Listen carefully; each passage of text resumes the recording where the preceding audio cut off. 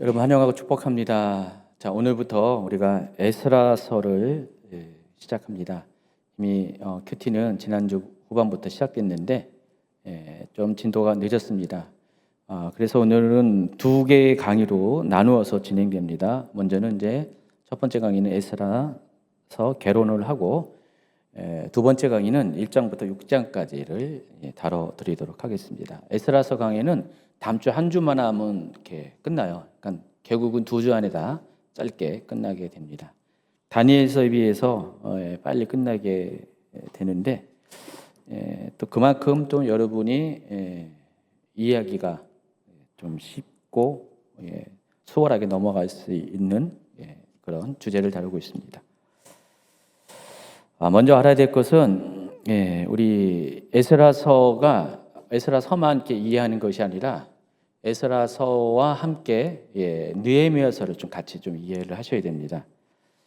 그래서 기회가 되면 나중에 느헤미야서도 다뤄드리도록 하겠지만은 굳이 느헤미야를 안다라도 오늘 이제 에스라서 개로만 들어도 느헤미야서가 어떤 것인가라는 방향은 또 여러분이 잡을 수가 있습니다. 여러분 알다시피 구약 성경은 모두 39권으로 되어 있고요. 모두 4개의 그룹으로 분류할 수가 있습니다. 율법서와 역사서, 시가서, 예언서 이렇게 4가지의 그룹으로 분류를 하는데 에스라서는 이 중에서 역사서 그룹에 속해 있습니다. 자, 그런데 이것은 우리가 알고 있는 올드 테스트먼트 구약 성경인데 히브리인들이 사용하는 유대인들이 사용하는 히브리 성경은 좀 분류법이 다르죠. 기독교와는 좀 다릅니다.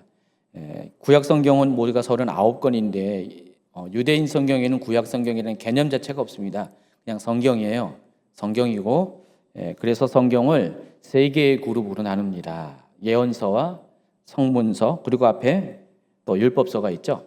그래서 각각의 첫 번째 알파벳을 따와서 이것을 타나크라고 부른다고 제가 아주 많이 이야기를 했습니다. 그래서 토라, 느빔, 또 케투빈 해가지고 3개의 그룹으로 나눕니다.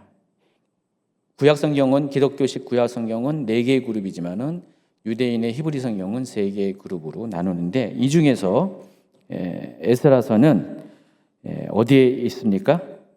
여기 성문서 안에 들어가 있습니다.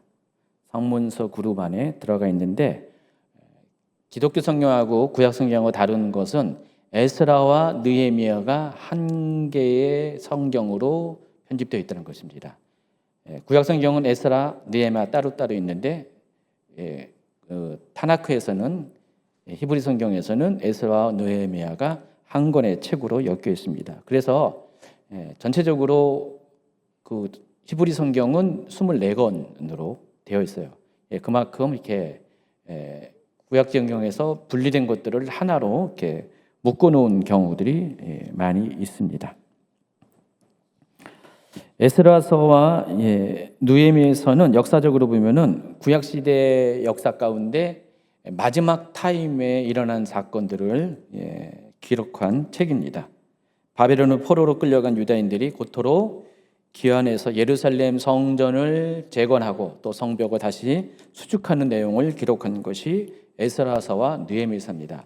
그래서 여러분 에스라서와 느헤미야서를 한눈에 비교해 보시면은요 이렇게 어렵지가 않습니다. 아주 잘 구분이 되는데 에스라서는 1장부터 10장까지 되어 있는데 그 중에서 6장까지는 예루살렘 성전 재건에 관한 이야기를 다루고 있습니다. 여기서 중심 인물은 스룹바벨이고요. 그리고 후반부인 7장부터 10장까지는 신앙 부흥 운동을 다루고 있습니다. 중심 인물은 에스라입니다. 느헤미야도 비슷한 구조로 되어 있어요. 느헤미야도 모두 느헤미야서도 예루살렘과 관련된 재건 운동이 있는데 에스라서가 성전을 재건하는 것이라면은 느헤미야서는 성벽을 재건하는 것입니다. 그래서 1장부터 7장까지가 예루살렘 성벽 재건에 관한 이야기가 나와 있고 그리고 이때의 중심 인물이 느헤미야입니다. 그리고 똑같이 느헤미야서도 후반부는 신앙 부흥 운동에 대해서 기록을 했고 이때의 중심 인물도 에스라예요. 자, 그러면은 여러분이 어떻게 알 수가 있냐면은 구조적으로 동일한 구조로 되어 있어요. 그렇죠? 동일한 구조로 되어 있고 한눈에 봐도 똑같은 구조로 되어 있는데 전반부 부분만 약간 다른 거예요. 전반부 부분은 에스라에서는 성전 재건과 관련된 거, 그리고 그 중심 인물은 스룹바벨, 또 느헤미야에서는 성벽 재건과 관련된 거, 그 중심 인물은 느헤미야. 그리고 이 두 개의 모든 책에 공통적으로 등장하는 인물이 에스라입니다. 그래서 스룹바벨, 느헤미야, 에스라는 같은 시대에 살던 인물입니다. 포로 기한 시기에 살던 인물들입니다. 그래서 여기에는 포로 기한과 성정 및 성벽 재건, 신앙 부흥 운동 등의 역사적인 사건들을 공유합니다. 그렇기 때문에 히브리 성경에서는 이 두 권을 같은 한 권의 책으로 엮을 수가 있는 것입니다. 그리고 실제적으로 그 유대 전승에 의하면은, 그리고 뭐 기독교에서도 그렇게 받아들이지만은 에스라서와 느헤미야서의 저자는 공통적으로 에스라로 보고 있습니다. 그리고 좀 더 확장되면은 역대기도 저자가 에스라예요. 그래서 에스라, 느헤미야, 역대기가 구약 성경의 가장 뒷부분에 속해 있는 그 시기적으로 뒤에 역사를 다루는 거고, 물론 우리 구약 성경에는 에스라, 느헤미야서가 굉장히 앞부분에 있잖아요. 그 예언서들보다 훨씬 앞부분에 있는데 원래는 시기적으로는 가장 뒷부분에 속해 있어야 된다는 것입니다. 그래서 타나크 히브리 성경에는 실질적으로 뒷부분으로 편집이 되어 있습니다. 그래서 이 에스라서와 느헤미야서는 구약과 신약을 잇는 허리 역할을 하고 있습니다. 그래서 요 포로 기한을 마지막으로 구약 역사가 종결되고 중간에 신구약 중간사 시대가 들어가죠. 그리고 신약 시대가 들어가게 됩니다. 에스라서와 느헤미야서는 공통적으로 귀환자 명단이 기록이 되어 있습니다. 먼저 에스라 2장에 보면은 에스라 2장 전체에 걸쳐서 1차 귀환자의 명단을 소개하는데 귀환자의 합계가 모두 42,360명입니다. 자, 에스라 2장 1절, 2절 그리고 64절 이하 좀 읽어주시기 바랍니다. 옛적에 바벨론 왕 느부갓네살에게 사로잡혀 바벨론으로 갔던 자들의 자손들 중에서 노임을 받고 예루살렘과 유다도로 돌아와 각기 각자의 성읍으로 돌아간 자, 곧 스룹바벨과 예수아와 느헤미야와 스라야와 르엘리아다와 모르드게와 빌상과 미스빌과 비그웨와 르움과 바나 등과 함께 나온 이스라엘 백성의 명수가 이러하니 온 회중의 합계가 42,360명이요. 여기까지요. 여기 보시면은 42,360명의 회중이 1차 귀환할 때 스룹바벨과 함께 돌아오게 됩니다. 그리고 이제 에스라서 8장에도 이제 이때 중심 인물은 에스라죠. 에스라와 함께 2차 귀환자의 명단이 이제 나옵니다. 8장에 나오는데 그때 이제 여기는 이제 구체적으로 사람 수대로 다 명단이 기록된 게 아니라 가족을 대표하는 남자의 명단만 기록이 되어 있는데 그 수가 1,496명이에요.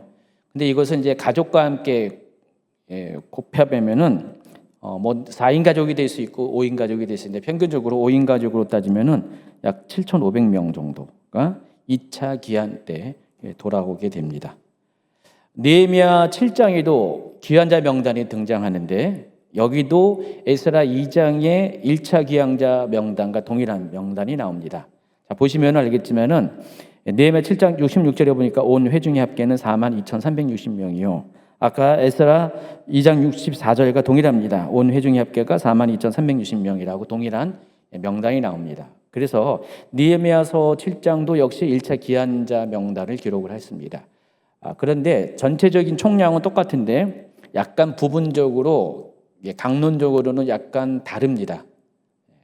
느헤미야서와 에스라서가 전체 명수는 똑같은데 실제적으로 약간의 부분적인 몇 군데 차이점이 있다는 것입니다.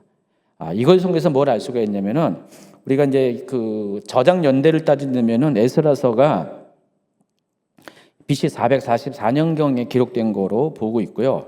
느헤미야서는 432년에서 400년 사이에 기록된 걸로 보고 있습니다. 그래서 시대적으로 좀 더 후대에 기록된 느헤미야서에 있는 명단이 에스라서에 있는 언급된 명단을 보완 수정한 것으로 보아야 합니다. 왜냐하면 저자가 같은 저자이기 때문에. 어떤 분들은 뭐 기록상의 오기 그러니까 이렇게 옮겨 적을 때 뭐 잘못될 수도 있다라는 말도 하는데, 어쨌든 간에 느헤미야서는 에스라서보다 뒤쪽에 기록이 되어 있기 때문에, 몇십 년 뒤에 기록이 되어 있기 때문에 느헤미야서의 명단이 더 정확한 것으로 보면 됩니다. 그리고 그 이유 중에 하나가 동일하게 저자가 에스라이기 때문에 그것이 더 가능하다는 것으로 볼 수가 있습니다. 어쨌든 42,360명의 사람들이 첫 번째 귀환식에 돌아오게 됩니다. 에스라는 몇 가지 목적을 가지고 기록이 되어 있는데, 첫 번째는 포로 귀환 이후에 벌어진 성전 건축의 역사를 보여주기 위함입니다. 자, 그러면은 느헤미야서는 어떤 거예요? 목적이 여기에 성전 건축에서 성벽 건축으로만 바꾸면 되죠. 우선적으로 성전 건축과 관련된 역사를 전해주기 위해서 기록된 겁니다. 또 두 번째는 이 성전 건축과 같은 하나님의 뜻을 이루는 살려고 위해서 이제는 하나님의 백성들이 무엇을 해야 할 일을 보여주기 위해서 기록이 되어 있습니다. 그래서 에스라 3장에는 성전 건축을 할 때 백성들의 역할들이 쭉 기록이 되어 있습니다. 이와 비슷하게 느헤미야 3장에도 성벽 재건을 위해서 백성들이 한 일에 대해서 기록이 되어 있어요. 그러니까 구조적으로 같은 패턴을 따라간다는 것입니다. 그러니까 주제가 다를 뿐이에요. 에스라서는 성전 건축 재건, 그리고 느헤미야서는 성벽 재건. 그렇게 차이가 있고 내용적으로는 거의 같은 패턴을 따라가면서 기록했습니다. 이것이 가능한 것이 저자가 같기 때문에 가능하다는 것입니다. 또 세 번째 목적은 하나님께서 선지자를 통해서 예언한 그대로 70년이라는 이 바벨론 포로 기간이 지난 후 마침내 포로 생활에서 귀환해서 성전까지 재건하는 사건을 통해서 하나님의 언약의 신실하심을 증거하기 위해서, 그러니까 하나님의 약속이 반드시 이루어진다라는 것을, 세상의 모든 역사는 하나님의 계획에 따라서 질서정연하게 전개되어 간다는 사실을 알려주기 위해서 이 에스라서를 기록했다라고도 봅니다. 느헤미야서도 이와 비슷한 목적을 가지고 있어요. 그래서 에스라서와 느헤미야서는 그냥 쌍둥이 책으로 보시면 좀 이해하기가 쉽습니다. 그래서 강론적인 주제만 약간 차이가 있는 뿐이지 전체적인 주제, 목적 이런 것들 패턴이 다 비슷비슷하다는 사실을 아시기 바랍니다. 그래서 에스라서에 나와 있는 귀환자 명단과 그리고 느헤미야서에 나오는 귀환자 명단을 보면 여러분 착각을 해요. 에스라서 한 얘기를 내가 또 똑같이 읽네. 중간에 몇 가지 명수만 약간 차이가 있을 뿐이지 똑같거든요. 그러니까 여러분이 맨 처음에 헷갈려 할 수도 있어요. 나 얼마 전에 에스라서 이거 읽었는데 느헤미야서 똑같은 내용이 나오네. 내가 이거 번지수를 잘못 찾은 거 아닌가라고 착각을 할 수가 있는데, 실질적으로 이 두 가지 성경이 같은 내용을 기록을 했기 때문에 그렇다는 것입니다. 에스라서의 주제 및 특징을 따져보면은 이 포로 귀환 역사는 제2의 출애굽 사건이라고 할 수가 있어요. 여러분 출애굽한 다음에 이스라엘 백성이 겪어야 되는 과정들이 있었습니다. 뭡니까? 하나님과 언약을 맺었죠. 그리고 어떻게 해요? 자신들의 민족의 정체성을 찾아가는 그런 시간들을 보내게 됐습니다. 여러 가지 시행착오를 겪으면서 특별히 광야에서 훈련을 받으면서 마침내 가나안 땅에 들어갔을 때 그 이스라엘 백성, 언약 백성, 하나님의 백성으로서의 정체성을 찾는 과정들이 있었는데 똑같아요.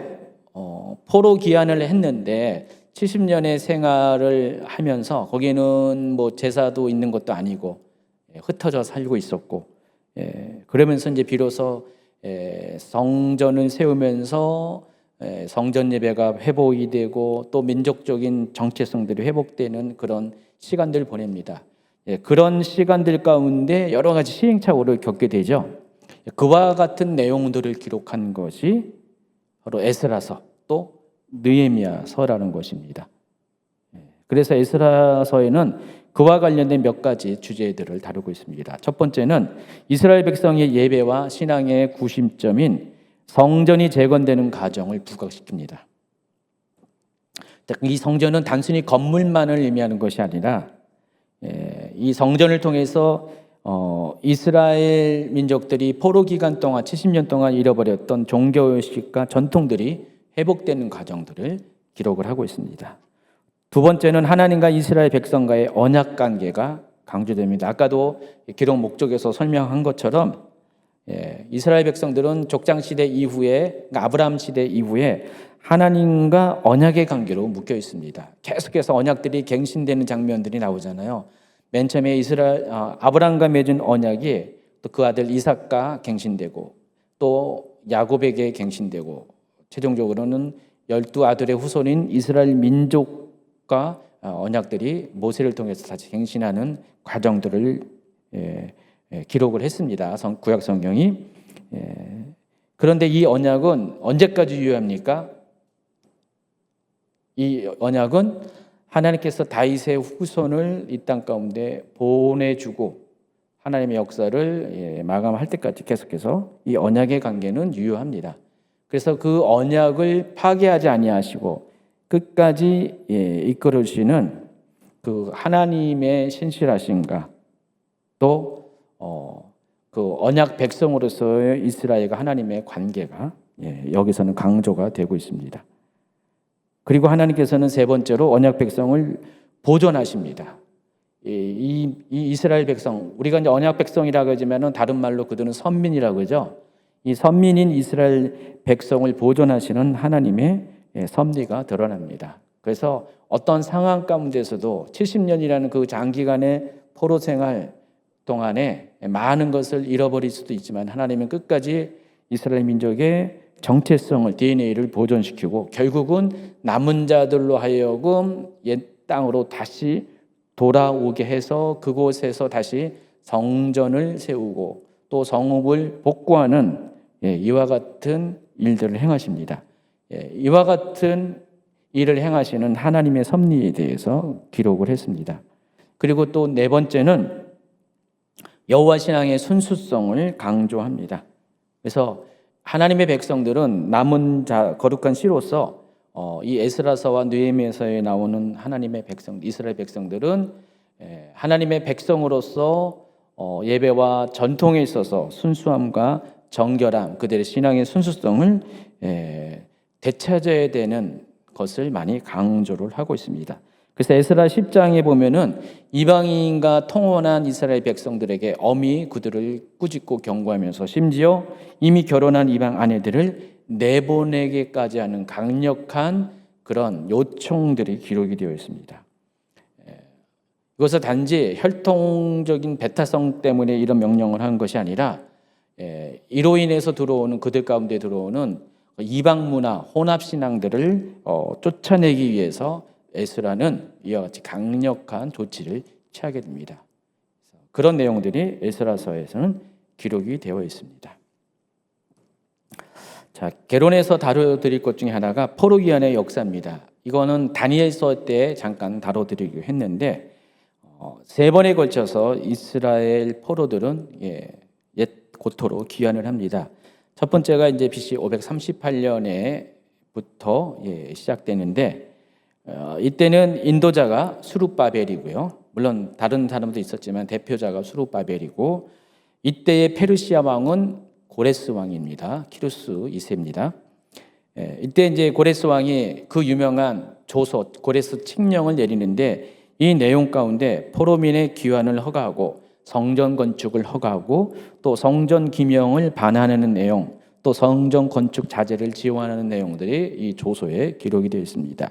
이때 귀환한 사람이 아까 말씀드린 것처럼 일반 회중이 42,360명이고 이 외에도 노비가 7,337명, 노래하는 자 200명, 총 49,897명, 5만 명 가까운 인원들이 귀환을 했습니다. 그래서 이때에 성전 건축을 개시했고요. 또 제사도 다시 시작되었고요. 절기들이 다시 지켜지기 시작했습니다. 그래서 그 귀환한 첫 해에 7월달, 종교력으로 7월달인 태양력으로 9, 10월에 있는 그 가을 절기들이 70년 만에 다시 재개가 됩니다. 이 내용들이 에스라 1장부터 6장까지 기록되어 있고요. 오늘 두 번째 강의에서 이 부분을 다뤄드리도록 하겠습니다. 1장 1절부터 4절까지 읽어주시기 바랍니다. 바사왕 고레스 원년에 여호와께서 예레미야의 입을 통하여 하신 말씀을 이루게 하시려고 바사왕 고레스의 마음을 감동시키시매 그가 온 나라에 공포도 하고 조소도 내려 이르되 바사왕 고레스는 말하노니 하늘의 하나님 여호와께서 세상 모든 나라를 내게 주셨고 나에게 명령하사 유다 예루살렘에 성전을 건축하라 하셨나니 이스라엘의 하나님은 참신이시라. 너희 중에 그의 백성된 자는 다 유다 예루살렘으로 올라가서 이스라엘의 하나님 여호와의 성전을 건축하라. 그는 예루살렘에 계신 하나님이시라. 그 남아있는 백성이 어느 곳에 머물러 살든지 그곳 사람들이 마땅히 은과 금과 그 밖의 물건과 짐승으로 도와주고 그 외에도 예루살렘에 세울 하나님의 성전을 위하여 예물을 기쁘게 드릴지니라. 2장 1, 2절도 읽어주세요. 옛적에 바벨론 왕 느부갓네살에게 사로잡혀 바벨론으로 갔던 자들의 자손들 중에서 노임을 받고 예루살렘과 유다도로 돌아와 각기 각자의 성읍으로 돌아간 자 곧 스룹바벨과 예슈아와 느헤미야와 스라야와 르엘리야와 모르드게와 빌상과 미스빌과 비그웨와 루움과 바나 등과 함께 나온 이스라엘 백성의 명수가 이러하니 그게 이제 42,360명이다. 나중에 이제 결론을 짓게 되죠. 자, 이게 첫 번째 1차 포로기환의 역사입니다.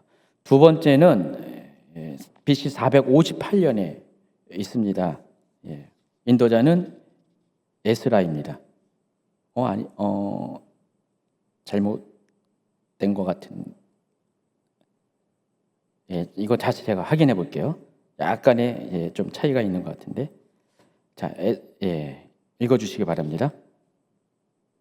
이 일 후에 바사왕 아닥사스다가 왕위에 있을 때 에스라라는 자가 있으니라. 그는 스라야의 아들이요 아샤라의 손자요 힐기야의 증손이요. 이 에스라가 바벨론에서 올라왔으니 그는 이스라엘의 하나님 여호와께서 주신 모세의 율법에 익숙한 학자로서 그의 하나님 여호와의 도우심을 입음으로 왕에게 구하는 것은 다 받은 자녀다. 아닥사스다 왕 제7년에 이스라엘 자손과 제사장들과 레위 사람들과 노래하는 자들과 문지기들과 느디님 사람들 중에 몇 사람이 예루살렘으로 올라올 때 이 에스라가 올라왔으니 왕의 제7년 다섯째 달이라.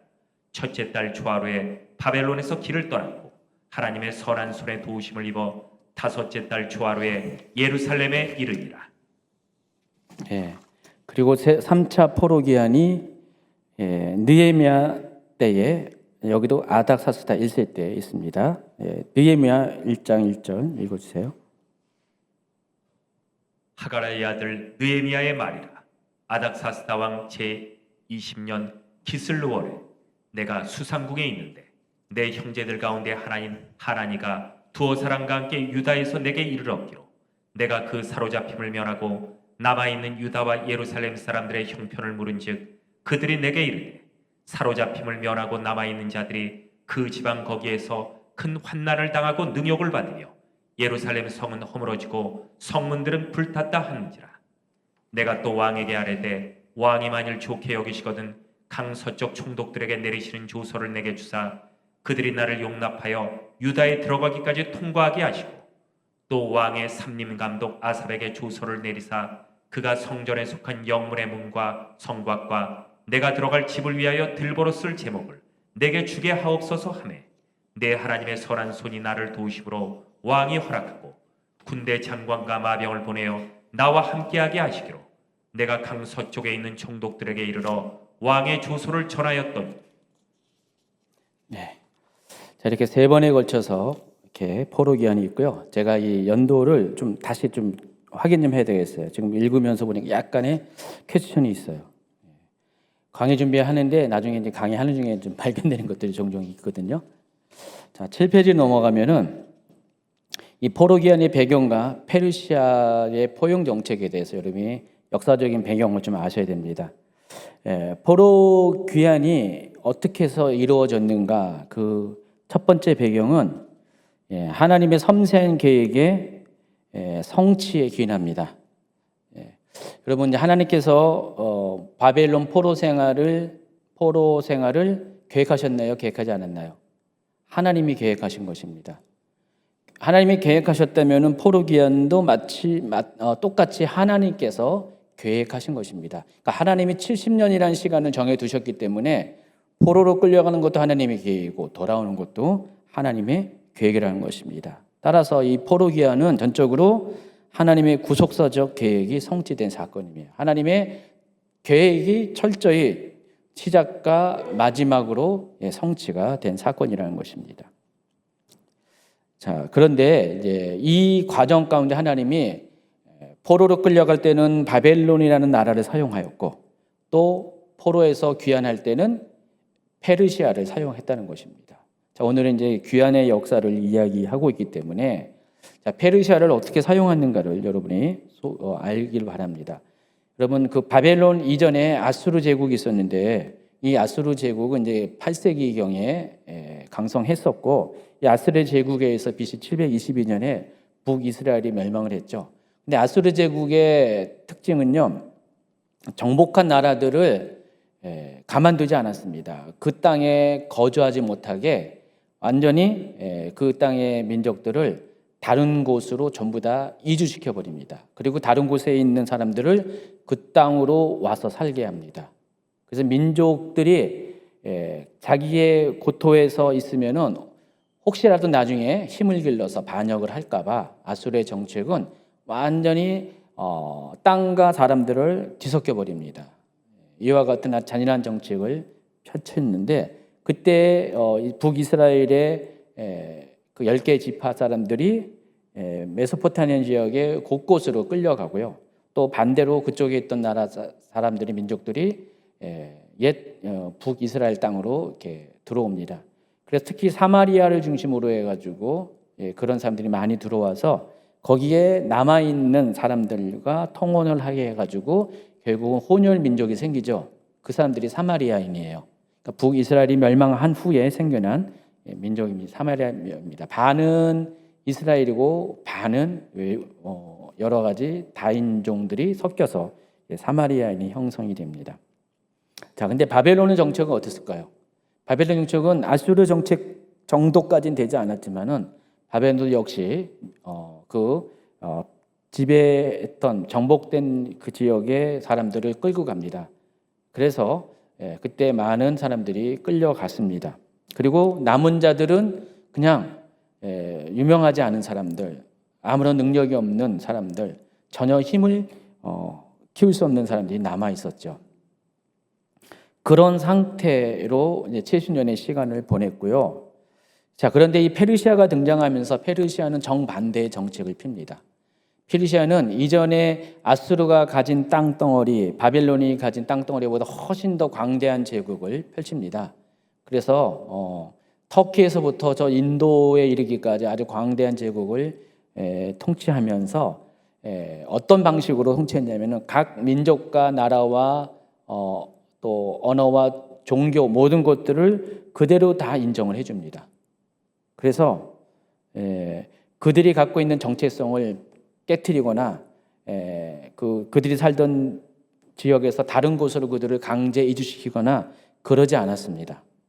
그러다 보니까 그 페르시아에서 시대에 살던 사람들은 비록 정복을 당했지만은 이전에 앞서서의 그 제국에 살던 때보다 훨씬 더 살기가 편해졌죠. 그래서 고레스가 이제 페르시아 제국을 시작하자마자 어떻게 했냐면은 포로로 끌려온 각 민족의 그런 남은 자들 전부 다 자기가 살던 옛 땅으로 돌려보냅니다. 그 중에 유대인들이 포함된 거예요. 그러니까 꼭 유대인만 그런 것이 아니라 고레스는 유대인을 비롯해서 다른 민족들에게도 동일한 기준을 가지고 포로로 끌려온 민족들을 원래 그들의 조상이 살던 땅으로 원하는 자들은 다 보내게 됩니다. 자, 이와 같은 정책을 고레스 왕 이후에 200년 기간 동안에 그의 후대 왕들이 그대로 지켜갑니다. 그래서 페르시아는 앞서 바벨론과 아수르와 같은 그런 혼란이 굉장히 적었어요. 관용 정책을 폈기 때문에 반란이 잘 일어나지 않았죠. 그래서 그들 나라들보다 훨씬 더 오랫동안 제국이 존속을 했습니다. 특히 종교에 대해서도 굉장히 포용적이었어요. 그러니까 종교를 다 인정을 했습니다. 절대로 페르시아 종교를 다른 민족들에게 강요하지 않습니다. 각 민족들의 종교를 인정하고 또 적극적으로 지원을 했습니다. 자, 이러한 역사적 상황 가운데 유다인들이 고토로 돌아갈 수 있었고 또 그들의 무너진 성전을 재건할 수 있었고 성벽도 다시 세울 수가 있었습니다.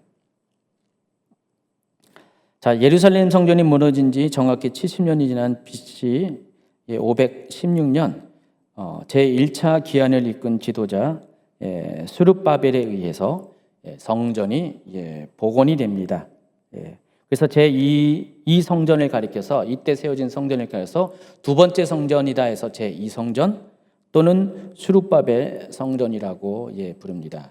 제가 이제 정리가 다시 되네요. 아까 좀 약간 헷갈렸는데 538년 그 얘기가 좀 약간 헷갈렸는데 그 고레스 칙령에서 1차 기한의 명령이 떠지니까 그때는 맞습니다. 근데 성전이 재건된 게 그때로부터 20년 훨씬 뒤의 일이거든요.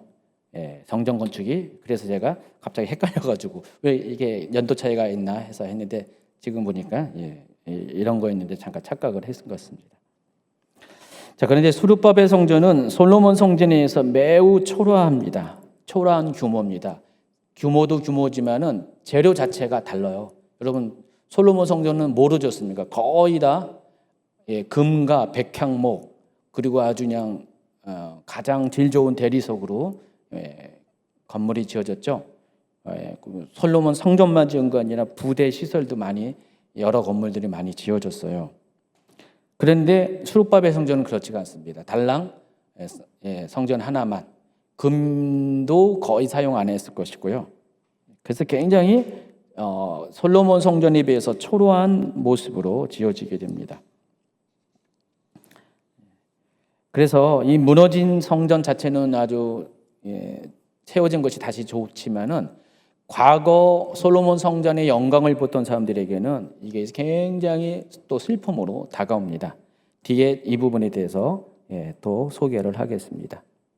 그런데 스룹바벨 성전이 중요한 이유는요, 무너진 성전이 다시 회복되었다는 것과 더불어서 앞으로 이제 거의 500년 정도 시간이 지난 다음에 어떤 일이 있냐면은 이 스룹바벨 성전을 기본으로 해서 기초로 해서 헤롯 성전이 세워집니다. 그래서 여러분 헤롯 성전은 과거 솔로몬 성전보다 더 화려하고 더 영화롭습니다.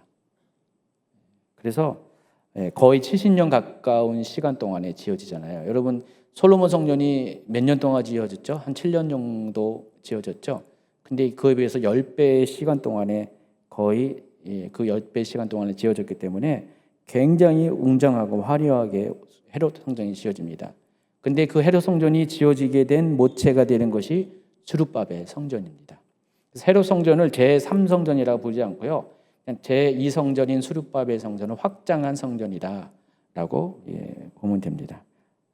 그래서 여러분 슬라이드를 보시면은 스룹바벨 성전의 모습이 이제 이런 식으로 이제 표현인데 굉장히 아주 뭐라 할까요?